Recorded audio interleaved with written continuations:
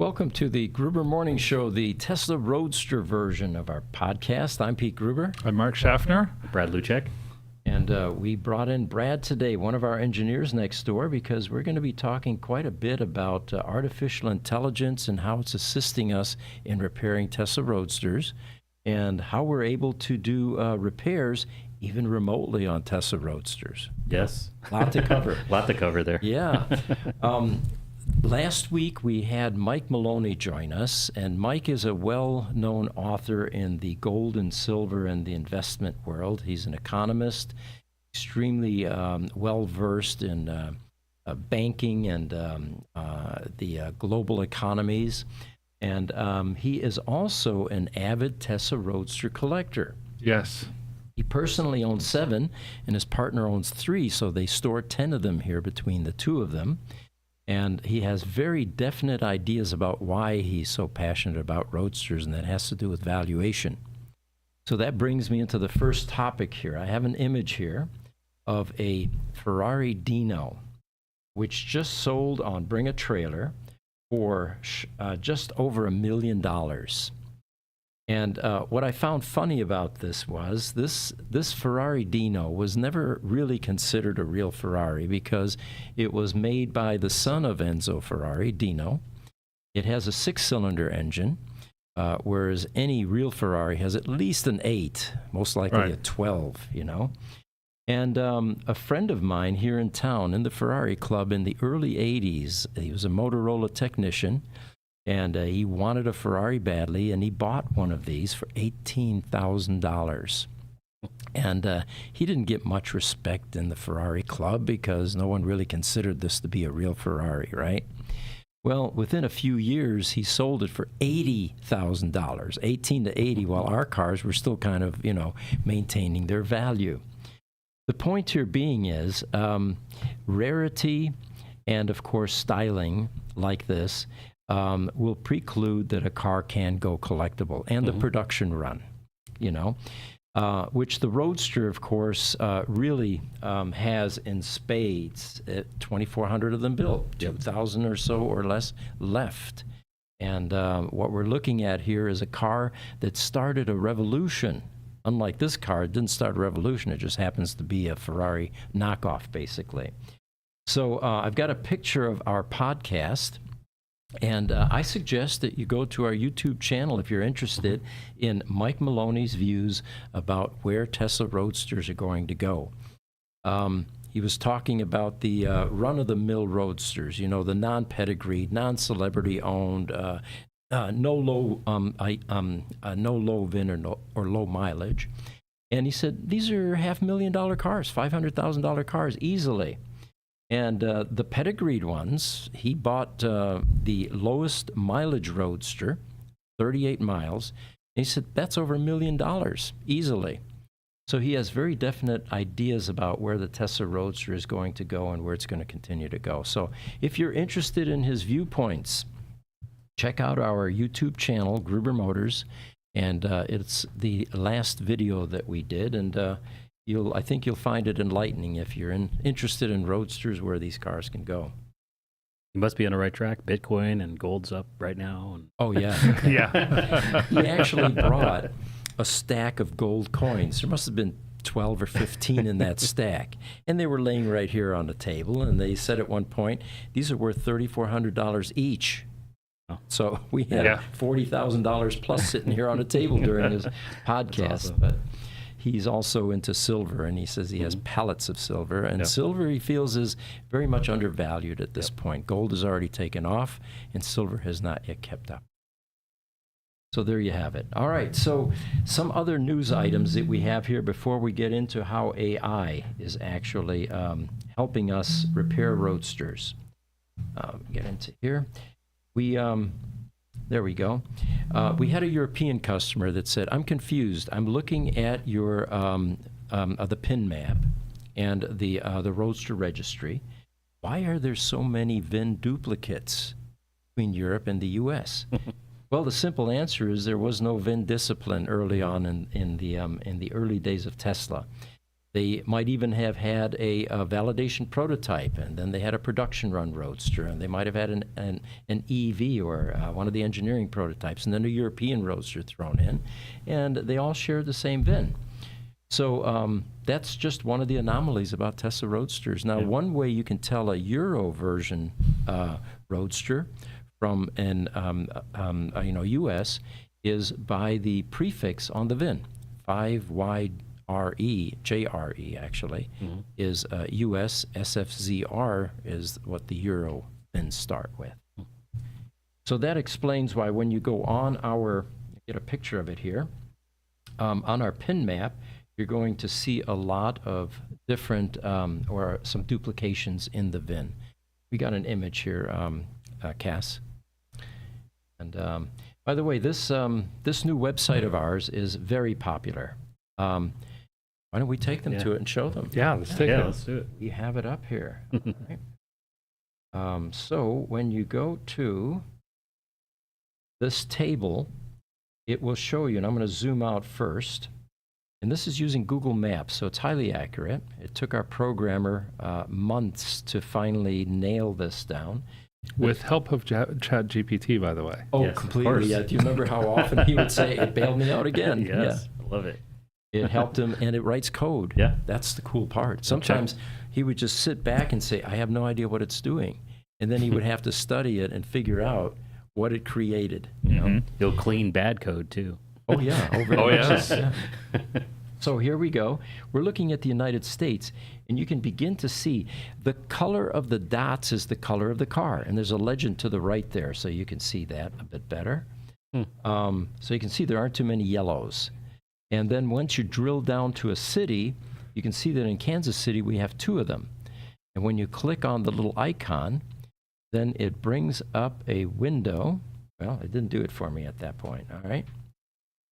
Well, it's just the 2 in Kansas City. You have the blue one on the right there, There it is. over there at Lakewood. Yeah. And There if we you go. scroll, or Leewood, if you scroll a little bit to the left, All right. Let's go to the left. there's a gray one down there at There the it bottom. is. Yep, there we go. And it tells you the VIN, it tells you the color, the battery type and size, whether it's running, whether it's in queue for a battery replacement, Oh, nice. and when it went into queue. We do not share personal information. I want to make that very clear. Home addresses, things like that. But the general PIN map will place it, in that particular vicinity. So for those of you interested, want to look up your Roadster, we also have a number of filters that you can use that will allow you to see how many Roadsters are in certain countries, in certain areas. And let me get down here. There we go. The reason that Vegas is at the very top of the list, because whoever entered that did not put USA in.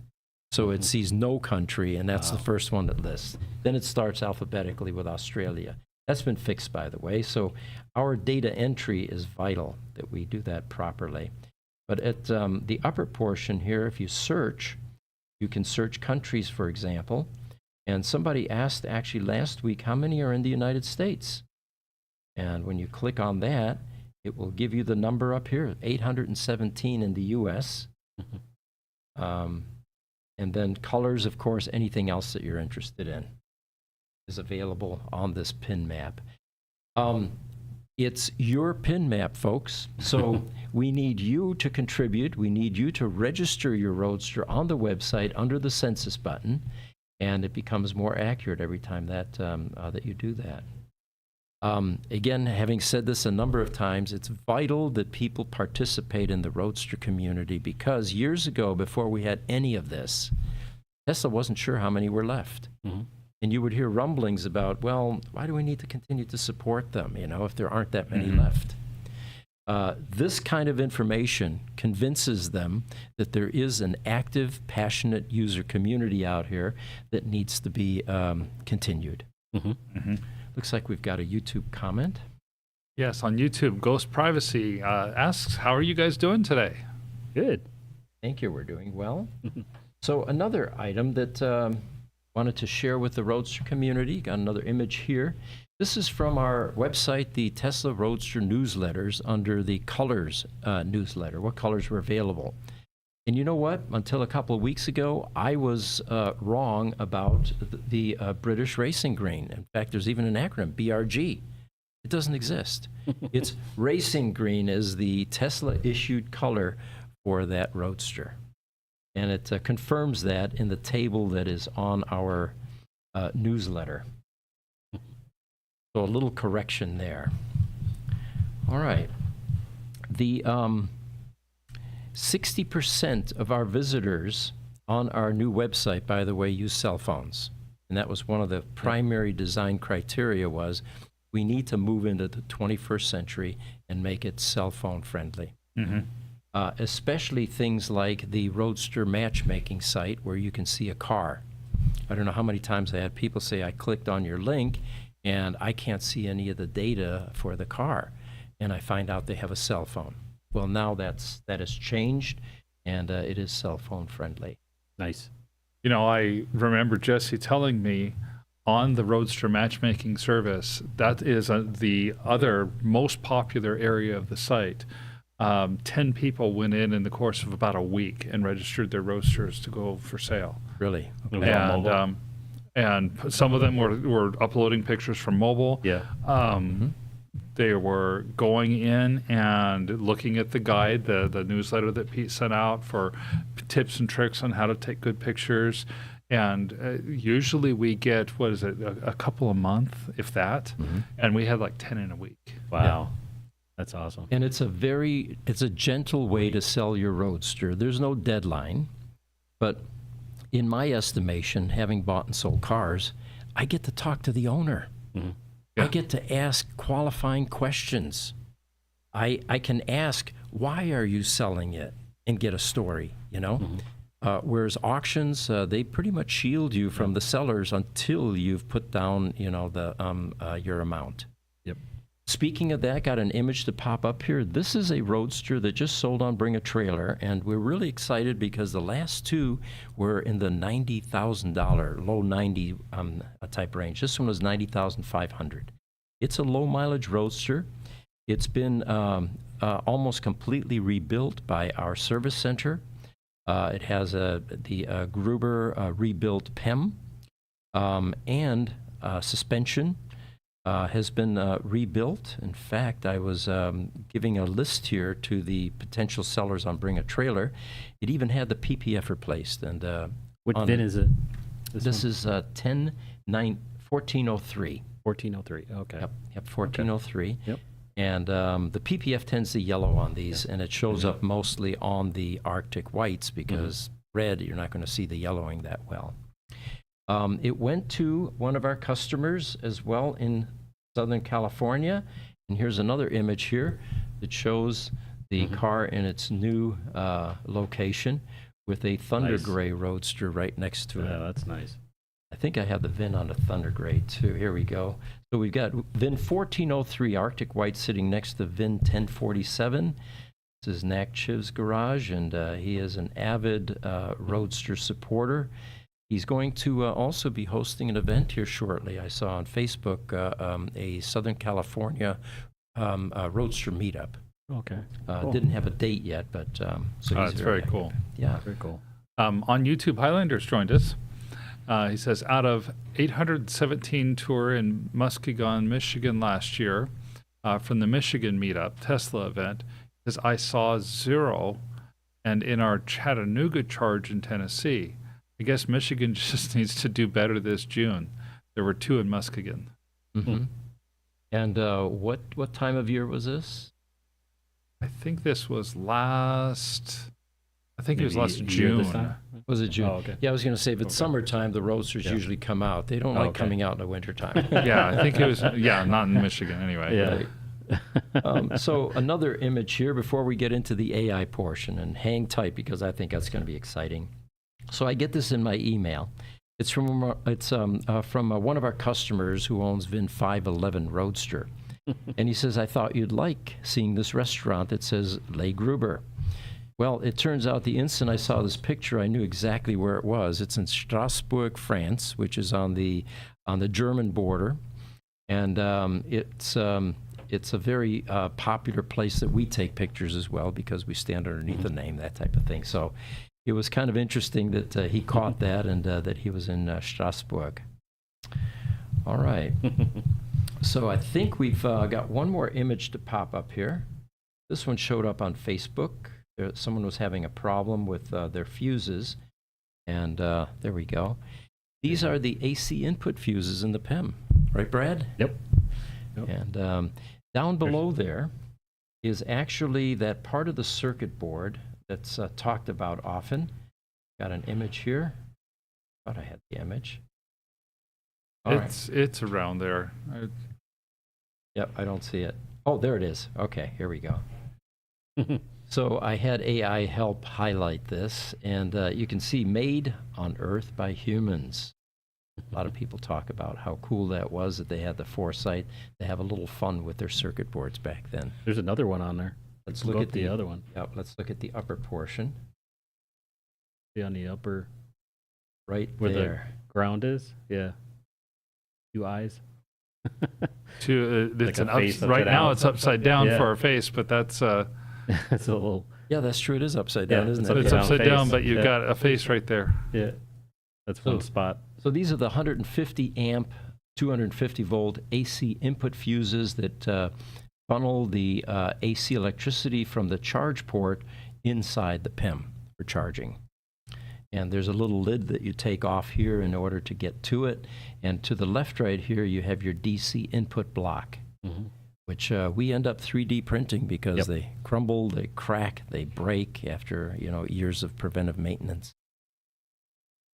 Right. So getting now to the main theme here, this image popped up on Facebook, and somebody was asking about a airbag light. How do you get rid of that? And there was a comment made by one of the actual Roadster engineers for many years, Jerry Gibson, up in the Northwest. And he said, it's a pain to fix. You need an old XP laptop. And he goes on and on. But anyway, what I wanted to show here was we have been using artificial intelligence. And we have bring up that website here. Go. All right. We have a Roadster GPT, which helps us diagnose and repair. Yep. And I'm going to Been defer working on to, it for a while. Yeah, I'm going to defer to Brad. Maybe you can give us a bit of history. How did it evolve? Well, ChatGPT, there's different types of accounts that you can have, and this account type that we have, you can create a private AI, and there you can have feed it all types of data. And we about 6 months ago now started working on this. And we wanted to create a tool that's AI based that is efficient to solving questions that technicians have while they're working without having to look in a bunch of different places trying to find the answer, and it actually saves a lot of time. And we have a first generation too. We should talk about which we just popped up here. Let's go. This is part of our CRM package, which is where we store the customer data, for example, and sales uses it heavily. And we have been using this CRM for a variety of other purposes, including creating our knowledge base. Yep. And this is the Tesla Roadster knowledge base. You'll see here that we also have a Model S. And if you click on any one of these, it gives the technicians, I need to bring that over, it looks like. Okay, hang tight here. Here we go. And it gives them information about various types of topics that are related to the Tesla Roadster. Some of them are generated by Tesla, like this one in this case, about the BPS. But then we also have some that we created. Let's find one here. Can't read that well. All right, I'm going to come up. All right, bear with us here. Oh, I need to do that here. There we are. Yep. All right. Log file hack. There we go. That's a good one. When you have the need to send us a log file, or Tesla for that matter, sometimes they ask for them too, they only take 4 gig sticks, memory sticks, and those aren't available much anymore, right? It was state pretty of much the not art. at all. Yeah, in 2008, it was yeah. state of the art. They never thought it'd get any bigger than 4 gig, right? That was the maximum size. So with actually Mark's help, we developed a strategy for using a larger memory stick, and this is how you do it. Yep. And we send this to customers. So that's just one of the things that's in the knowledge base. Yep. Let's see, ESS brick sheet. Oh, this is another good one. This is one we developed. Yep. When you get if you get a defective brick in a Roadster, you need to know what sheet and what brick that's in, and it will number them from 1 to 99. Yep. So this legend or this table tells us exactly what brick and what sheet that's in. So that's part of what's available. Now, everything that we're showing you was transferred into the AI Roadster GPT, along with all of the information that Tesla open sourced and released. Yes. So what we have today is a Roadster GPT that not only has all of our old knowledge base information, all of Tesla's information, but the continuation of the data that we collect as we work on cars. Yes. And we work on dozens of cars, Roadsters, every week. Yeah. So it is rich. Yes. The tapestry is full of information. And so you see here where, Pete's clicking on, a topic, let's say ESS brick map or things like that, and it's not very personalized to the question that you're maybe looking for. And when we go to ChatGPT, you can just ask the question that you're wanting to know, and it gives you an answer and solutions. So here was an example, and this actually, we just pulled this up today. A technician typed this into the AI here. What is the code 1425? And that code you'll see on a VD and the screen in your Roadster, a low current pump, temperature, things like that. And you could actually type that into the GPT, and it'll give you this answer here. And so here the technician looked at this. So root causes, diagnostic steps, repair procedure. And these are all sourced from both our data that we've collected with our old system and integrated into the open source documentation that Tesla opened up. Here's another example. Yep. This one is error code 1095. Yep. Press brake before shifting warning. All right. It tells you exactly what that's all about. It even tells you how to use a digital volt ohm meter to test the brake light switch. Later on, it will tell you what pins to put that on. It refers you sometimes to various articles which are not available on Tesla's website anymore. And then I asked it for, show me where this thing is. It even shows you pictures of it. And I think I have an image there, but you get the gist of it here with this picture. Locating brake light switch, removal, installation, test brake light, blah, blah, blah. Yes. And then in the on the sidebar here, we've got some other ones here. 1493. Let's see what that one was. Here we go. We'll go to the top. Now this one is a bit more verbose. It looks like this is battery heater failure. Okay. This is just typed in just within the last 5-10 minutes. Oh really? Yeah. Okay, This so was this in there is brand new. before. All right. And so a technician just actually if you go to the top, Pete, the technician just wrote error code 1493 and got all that data from that one statement. So now, what does this mean? Granted, it makes the work for our mechanics and technicians and engineers easier. Yes. But it also saves the customer money. Yes. Because, labor time is much reduced by having this kind of an assistant, an augmentation, basically, that is helping us troubleshoot and repair your cars. There's even a log file in here. Did you see that? Yeah. Yep. Here's a log file from Tesla Roadster, which contains historical data. That was me, actually. Please decode and what's going on with the car. Yeah. And then it gives us a bunch of information about what's inside. And how to, it even has some brick voltages here. Look at this. And so I don't know if you want to talk about, like, we're thinking about possibly having a customer-based AI. And one of the things, we get questions about this all the time where, hey, I have my log file. How do I, one, get it for my Roadster? And two, what does it say? That's something that we might be able to automate into our new AI for customers. Well, let's talk about that. It used to be that when a Roadster failed, two options: take it to a Tesla service center, or ship it somewhere. Yep.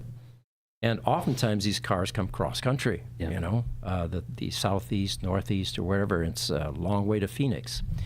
What we're doing now is we're repairing a significant portion of these Roadsters remotely. Yes. Tell us about that program. So, obviously there's costs with transport and, With cars, you mean? as far as cars, Yeah. getting them here. And so I come from an IT background, and we remote and help customers all the time. It just made sense that we could do it with Roadsters and then save that cost as well. And so we tested it, and it helped a lot of people, and we just started offering it as a service. So there's different things that people run into. I mean, one gentleman was getting an error code. It just really required our service in this. Our service actually is one, if somebody wants remote service, we can do an initial kind of courtesy call and see what's going on, and then decide, okay, next step, let's get a laptop out to you with a diagnostic cable that you can connect to your vehicle over the phone, and I remote into your laptop that we send to you, and we talk through whatever we're seeing and troubleshoot things, and we've got fixed a bunch of cars that way. We have. And so it's like you being out, or one of the engineers with being them. out on site with the car, Yeah. doing a full Virtually. diagnosis with that laptop. The laptops, by the way, we have cases. We ship them to you. Yep. And the cables, well, we happen to be in the cable business, so Yep. they're manufactured here. Yep. We have fan-out cables. We have the GPS cable, a variety of them. Yep. So once it gets to your location, then there's a consultation with the engineer, and they go through all of the various functions in Yes. the car. And I am amazed at how often we resolve the problem by reloading VMS, Yep. by figuring out what the error code is, and having the customer then do a repair if it's a mild repair. Yeah, and even sometimes it's psychological too, because a Roadster owner, they see a code and they're fearful that something's terribly wrong. Right. And then I could come in, oh, you know what, here's what we need to take care of this. You have somebody that's knowledgeable and can give you some reassurance. Okay, we can get this solved. You have somebody there, and it's very quick, because you could just call us.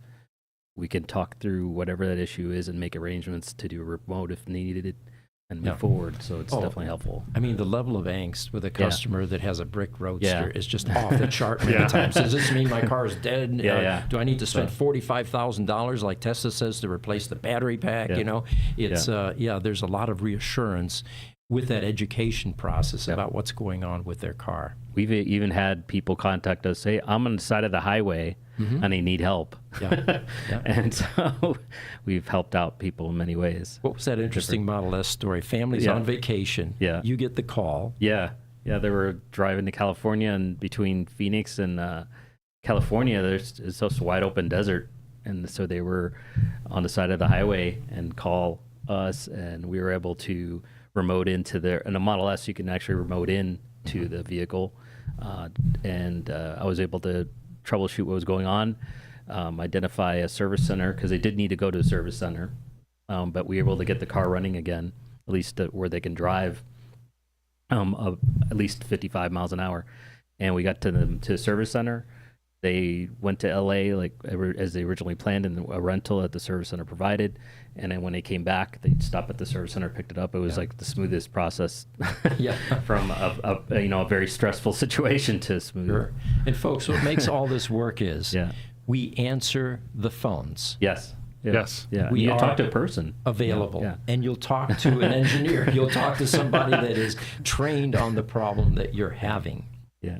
So getting back to AI, go ahead. Yeah, we've had a number of customers that have asked to buy these breakout cables for the Roadsters as well, because they want to be able to have that reassurance themselves. And I've helped them, like if they order one, we'll do a remote session just to set up their laptop, so they have the Tesla Puppy Suite software on there. They have everything, so they have their own dedicated laptop for their Roadster to troubleshoot. And if they need help, they have everything ready to go. We could just take care of it immediately. Yeah. This has been such a successful program for us, folks. This combination of AI augmentation with the engineers on tap. Yep. That we're trying to figure out a way that we can make this a subscription-based service. whether it's for a unique need or whether it's an ongoing for other service centers, for example. And the beauty of this is these GPT or these large language models continue to evolve and get even better as time goes on. And so in that example, if they a customer had a subscription to this service, they can actually type in the error code they're seeing on their screen on their phone and actually get an answer, not only what the code is, but solutions to solving it. And, maybe some of them are more technical in nature, but at least they know what they're dealing with, how to get it solved. There may be some steps that they can address there locally. So, yes. Yeah. We're also going to make this available to Tesla, by the way, for the Tesla Roadster. Yep. I think they would be very I think it'd be appreciative of this, helpful. and it would be reciprocal because they made all of their stuff available, right? Yeah, that's been the beauty of these large language models. It's not so much how much information you have, it's how quickly can you get access to the information you have. Precise. And that's where the large language models truly excel. Yeah. And so like at a Tesla service center, there's less and less Roadster experienced technicians, but if they have access to a large language model, a system like what we could have here, they can actually just get their answer very quickly and follow the steps without even having a lot of experience, and really get things solved. So that would open up the expertise to Yeah. the other technicians at the service centers, which may then begin to open up service centers again, too. Maybe. Yeah. Yep. Right. So, yep. Fascinating. Yep.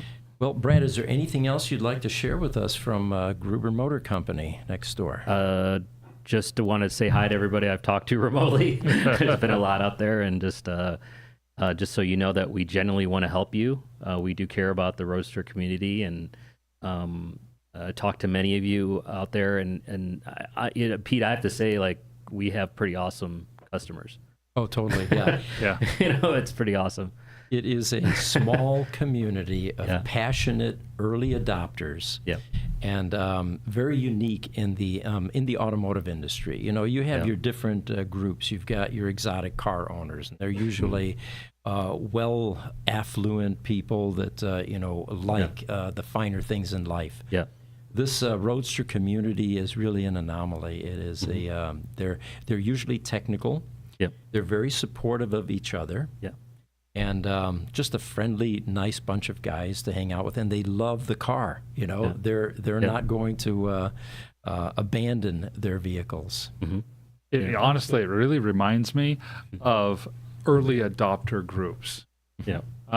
These people are the early adopters of electric vehicles, and in order to do the Roadster, you had to have some wealth to be able to risk. And so that helps to define them as a little bit unique there.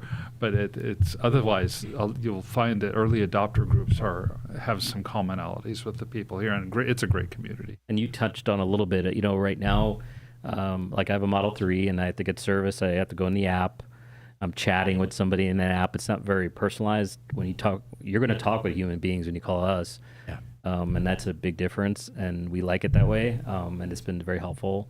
And there's been scenarios like we had the Palisades fires a month or so ago, and helping customers rescue their Roadster, and all types of crazy scenarios that we see. There was a car, a Roadster, en route to our facility, and what saved it was the fact transport. that it left a day before the fire. The transport guy came, and I asked him, "Hey, so how was it? How was this pickup?" And he goes, "Man, I saw the smoke, and I was driving to it, and I was so freaked out because when I got to the house, just a block away was the fire. Yeah. And we were loading up that car real fast. And I'm Barely like, got- wow. man. barely got out of there. I'm yeah. like, man. He's like, yeah, I was scared of my mind. It looks like Highlander says June, and one VIN number was 618. So he's talking about a Tesla Roadster at the Muskegon event. Yes. Okay. So there was Yep. one. Okay, VIN number 618. Yeah, whoever you are, congratulations for going to that car show. Yeah. YouTube EZEV says, do you think there will be a backwards compatibility to the parts that will be incorporated into the new future versions of Roadster? That is an unequivocal no. No. The reason being is these are Lotuses. Yeah. And yeah, nothing is going to be common. Only 7% of the Tesla Roadster today actually has any common parts with Lotus because of the body panel changes. But the electronics are all outdated. They're ancient. Yeah, it will we be. do. I mean, like today, we have one of our engineers working on HVAC units and repairing them and reviving them. Yeah. And we're doing component level repairs. You know, and they can be repaired. So. And for those of you out there in the community, if you have old Roadster parts, I have one customer that ended up with 3 yellow charge cables because Tesla kept swapping them out thinking there was something wrong with his. He has all 3. We can use those old parts. We repurpose them, we rebuild them, and there may be other customers that need them. Yep. YouTube Phoenix EAA, no sunglasses today. You haven't been here in a while, it looks like. We decided a few months ago, actually it was Jesse's decision, he's not here today, he's on vacation, that sunglasses are over with, we don't use them anymore. So, yeah. How did The video is still coming. How did that was a long time you guys were doing sunglasses, so he convinced you, huh? We've been doing podcasts for 4 years, actually. Yeah. So, yeah, it's been a long time. Well, we appreciate all of you joining us, and as always, it's our pleasure. I'm Pete Gruber. And Mark Schaffner. Brad Luchek. Thanks for joining us again. All right, take care, guys.